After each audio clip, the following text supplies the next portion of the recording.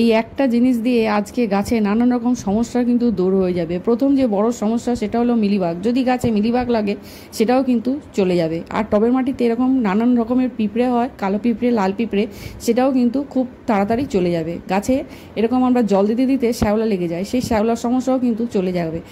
গাছে যদি কুড়ি না আসে, প্রচণ্ড পরিমাণে যদি গাছে কুড়ি চান, তাহলে কিন্তু কুড়ি চলে আসবে। আমি পেয়েছি, আপনারাও পাবেন। এই একটাই জিনিসকে আপনারা গাছে পেস্টিসাইড, ফাঙ্গিসাইড এবং ফার্টিলাইজার হিসাবেও কিন্তু ব্যবহার করতে পারবেন। এটা ব্যবহার করা খুবই সহজ, কিন্তু পুরো ভিডিওটা আর আমার পুরো কথাগুলো যদি আপনারা না শুনে গাছে ব্যবহার করেন, গাছে কিন্তু ক্ষতিও হয়ে যেতে পারে। সেটা কি আজকে দেখাই, চলুন। ছাই, এরকম যে আমরা কাঠকয়লা বা আমরা যে গোবর খুঁটে পুড়িয়ে যে ছাইটা তৈরি করি, সেই ছাইটা, এরকম ছাই যদি আমরা একটু জোগাড় করে নিতে পারি, গাছের জন্য নানান রকম সমস্যা কিন্তু দূর হয়ে যায়। এখানে কিছু কাঠকয়লার ছাই আছে এবং গোবরেরও কিছু ছাই আছে, আমি একটু জোগাড় করে নিয়েছি। আপনাদেরও যদি গাছের কোনো রকম সমস্যা থাকে, আপনারাও কিন্তু একটু জোগাড় করে নিতে পারেন। প্রথমেই আমি আজকে ফার্টিলাইজার কিভাবে ব্যবহার করতে পারবো সেটাই আগে দেখাই। আমি এখানে 2 লিটার মতন জল নিয়ে নিয়েছি, তার মধ্যে আমি 4 চামচ মতন এরকম ছাই আমি নিয়ে নিলাম। আমার কাছে যতটা প্রয়োজন আমি ততটাই মিলিয়ে রেখে দেবো, প্রায় 1 দিন মতন। খুব ভালোভাবে যেন এটা মিশে যায়, গুলে যায়, এবং যখন আমি ব্যবহার করব আর একটা কাঠি বা কিছু সাহায্যে ভালো করে গুলিয়ে নেব। এরকম করে গুলিয়ে নেব। এর মধ্যে দেখুন ছোট ছোট যে কয়লার টুকরো, কাঠের টুকরো যেগুলো আছে, সেগুলো কিন্তু আছে, থাক, ওগুলো লাগবে। আমি যেহেতু গাছের গোড়ায় দেবো জলটা, আমি হাফ বাটি জল নিয়ে নিলাম, তার সঙ্গে আমি প্লেন আরও হাফ বাটি জল মিলিয়ে নিলাম। এইভাবে কিন্তু আমি এবার গাছের গোড়ায় দেবো। এইভাবে যদি আমরা গাছের গোড়ায় দিতে পারি 15 দিনে একবার, গাছে দেখবেন প্রচুর পরিমাণে কিন্তু ফুল আসবে, কুড়ি আসবে, পটাশিয়ামের কাজ করবে, এবং নানান রকম গাছ যে খাবার চায় সেই অনুখাদ্যগুলো কিন্তু এর মধ্যে রয়েছে। প্রচুর পরিমাণে গাছে কুড়ি আসবে, কুড়ি ঝরাও বন্ধ হয়ে যাবে, এবং গাছ সবুজ সতেজ হয়ে থাকবে। এবার আপনাদেরকে পেস্টিসাইড কিভাবে ব্যবহার করবেন সেটা দেখাচ্ছি। গাছে যদি এইভাবে মিলিবাগ লাগে বা নানান রকমের পোকা হয়, জাক পোকা হয়, সেগুলো যদি দূর করতে চান, তাহলে কিন্তু আমি যে জলটা ভিজিয়েছিলাম সেই রকম জলটা কিন্তু একটু ছেঁকে নিতে হবে।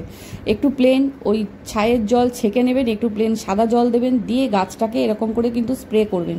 যেখানে যেখানে মিলিবাগ রেখেছে, যেখানে যেখানে পোকা লেগেছে, সেখানে সেখানে ভালো করে আগে প্লেন সাদা জল দিয়ে ধুয়ে দেবেন, তারপরে ওই ছাইয়ের জল দিয়ে ভালো করে স্প্রে করে দেবেন। দেখবেন খুব সহজেই কিন্তু চলে যাবে। তবে এটা একদিন করলে হবে না, এটাকে আপনাকে কিন্তু পরপর 2-3 দিন করে যেতে হবে। একদিন ছাড়া ছাড়া এরকম স্প্রে করে যাবেন, দেখবেন খুব সহজেই কিন্তু ওখান থেকে পোকাগুলো দূর হয়ে যাবে এবং গাছ একদম সবুজ হয়ে থাকবে, কুড়িগুলো সুন্দরভাবে ফুটবে। আরও একটা উপায় করা যায়, যদি এরকম টবের মাটিতে পিঁপড়ে লেগে যায়। আমার এটা দেখুন, একটা চন্দ্রমল্লিকার গাছ, শীতকালীন গাছ, একধারে রাখা ছিল, ঠান্ডা পেয়ে কিন্তু এখানে প্রচণ্ড পরিমাণে কালো পিঁপড়ের বাসা বেঁধেছে। গাছটাকে আমি কিন্তু আগে ভালো করে পিঁপড়েটা ছাড়িয়ে নিয়েছি, পরিষ্কার করে নিয়েছি। এরপর আমি কিভাবে ব্যবহার করব পেস্টিসাইড সেটাই আর একটা দেখিয়ে দিই। এরকম করে পিঁপড়েগুলোর ওপর থেকে আমরা যদি একটা ছাঁকনির সাহায্যে বা হাতে করেও দিয়ে দেওয়া যায়, এরকম করে একটু ছাই ছড়িয়ে দেওয়া যায়, তাহলেও কিন্তু ওখান থেকে পিঁপড়ে বা নানান রকম পোকার হাত থেকেও কিন্তু গাছটাকে রক্ষা করা যায়। গাছে অনেক রকম সাদা সাদা কালো কালো পোকা লাগে, সেইগুলোও কিন্তু খুব সহজেই চলে যায়। এবং অল্প পরিমাণে ঠিক হাফ চামচ মতন নিয়ে টবের মাটিতে কিন্তু এইভাবে ছড়িয়েও দেওয়া যায়। খুব সহজেই পিঁপড়ে ওখান থেকে চলে যাবে এবং গাছটা আগের মতন সুস্থ হয়ে যাবে। এইভাবে কিন্তু করা যায়, কিন্তু বেশি দেবেন না, খুব অল্প সামান্য পরিমাণে দেবেন। ছাইটা যতটাই কিন্তু উপকারী, ততটাও কিন্তু গাছের জন্য ক্ষতিটাও হয়ে যেতে পারে যদি আমরা বেশি পরিমাণে দিয়ে দিই। ছাই বলে কিন্তু বেশি দেবেন না, সামান্য দেবেন। এছাড়া এখানে যে আমাদের ফাঙ্গাস লাগে, সেই ফাঙ্গাসের ওপরেও কিন্তু আমরা এইভাবে একটু হাফ চামচ মতন নিয়ে ছড়িয়ে দিয়ে মাটিটা একটু খুঁচিয়ে দিতে পারি, তাহলেও কিন্তু এই ফাঙ্গাস থেকেও মুক্তি পাওয়া যায়। তবে বারবারই আমি একটাই কথা বলছি, এটা আমার 10 ইঞ্চির টব, আমি এখান থেকে হাফ চামচ থেকে একটু বেশি দিয়েছি, দিয়ে কিন্তু আমি ছড়িয়ে দিয়েছি। দেখতেই পাচ্ছেন আমার একটা ছোট্ট চামচ আছে, সেই চামচে হাফ চামচের একটু বেশি আমি দিয়েছি। অতিরিক্ত কিন্তু দেবেন না, বেশিটা কিন্তু এখানে সহ্য করতে পারবে না গাছ। যেই গাছের সমস্যা আছে সেই গাছেই দেবেন। যদি কোনো গাছের সমস্যা না থাকে, ভালো আছে গাছ, সুস্থ আছে, তাহলে কিন্তু মাসে একবার দেবেন, বারবার দেওয়ার দরকার নেই। আমি বললাম যদি গাছে কোনো রকম ফাঙ্গাস থাকে বা কোনো রকম পোকা থাকে, পিঁপড়ে থাকে, তবেই কিন্তু 10 থেকে 15 দিনে একবার দেওয়া যেতে পারে। আর খুবই সামান্য পরিমাণে দেবেন, বেশি দেবেন না। দরকার হলে আরেকবার দেওয়া যায়, কিন্তু বেশি দেবেন না। আমি অল্প অল্প করে ছড়িয়ে দিয়েছি, তাহলেই এখান থেকে 3 রকম কাজ হয়ে গেল। আপনি ওপর থেকে একটু ছড়িয়েও দিতে পারেন, আবার জলেগুলোও দিতে পারেন, আবার আপনি স্প্রেও করতে পারেন। 3 রকম কাজ হয়ে গেল। আর যে কাঠকয়লার যে ছোট ছোট টুকরোগুলো থাকে, সেগুলোও কিন্তু আপনারা টবের মাটিতে গেঁথে দিতে পারেন, সেখানেও দেখবেন খুব ভালো কাজ হয়। কালো কালো যে কাঠকয়লার টুকরোগুলো থাকে, সেগুলো কিন্তু আমরা টবের মাটিতে যদি গেঁথে দিই, দেখবেন ওখান থেকেও কিন্তু গাছ ভালো পরিমাণে খাবার পেতে পারে। অনেক রকমই তো সার ব্যবহার করেছেন, আমিও করেছি। এইভাবে যদি একবার আপনারা ছাই ব্যবহার করতে পারেন। আর ছাইটাকে ঠিক গাছের যেভাবে আমি বললাম আপনারা যদি করতে পারেন, আপনারাও কিন্তু এইভাবে গাছে প্রচুর পরিমাণে ফুল পাবেন। এখন দেখবেন পর্তুলিকাতে খুব একটা কিন্তু ফুল আসছে না। অনেকেরই আমার কাছে কমেন্ট আসছে পর্তুলিকার গাছগুলো লাগিয়েছি, ফুল আসছে না।